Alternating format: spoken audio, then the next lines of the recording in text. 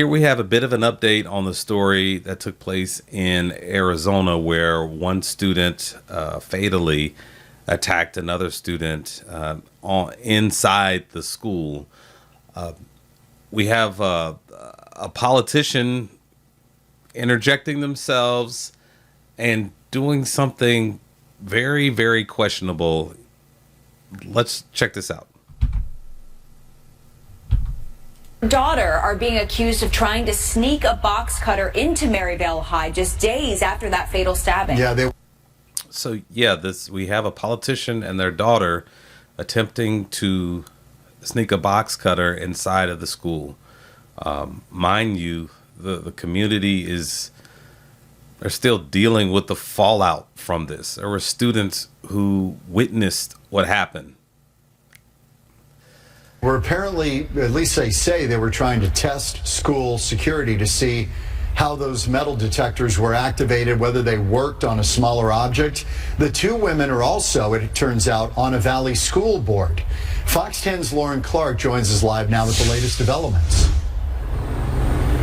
Well, John and Christina, I can now confirm that this incident is at the center of a Phoenix police investigation. Now, lawmakers on both sides on the aisle, Democrats and Republicans, are calling for the two women to resign.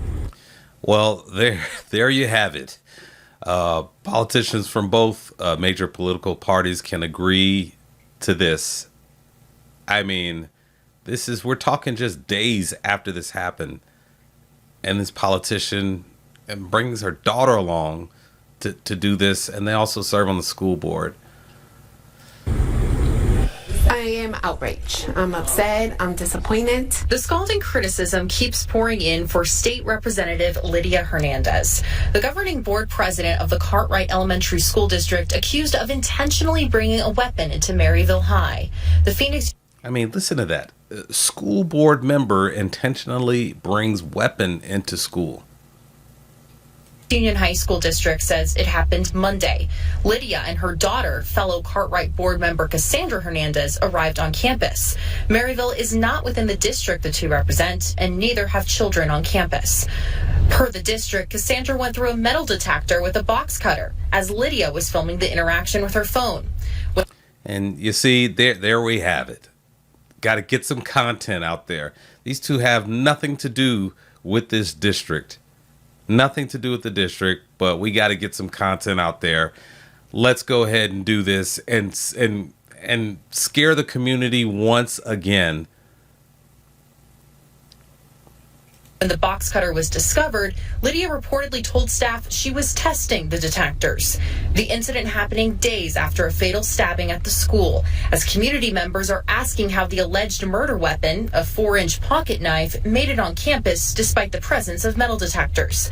But Maryville residents like Susanna are bothered by Hernandez's alleged actions. In my point of view, it was disrespectful because it's too recent for what happened. As are her... I mean, yes.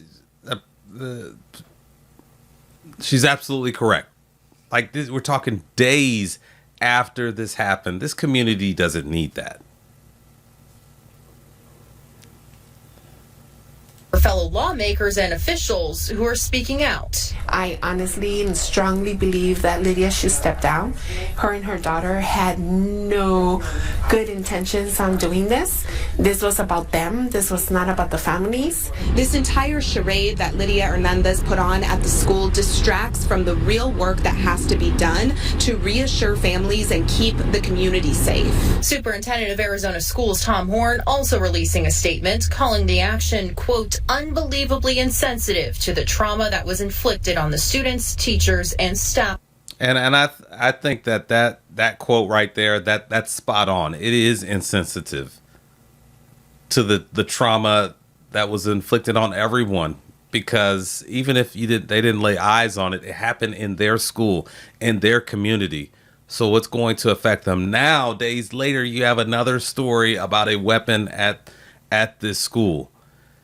And I believe the lawmaker. I believe she was trying to test the system out because she wanted to get some content. She wanted it to fail so that she could successfully bring a box cutter into the school. There, we got some content. Let's get that out. Everyone, don't forget to like, comment, and subscribe. of the school. These two board members should resign immediately.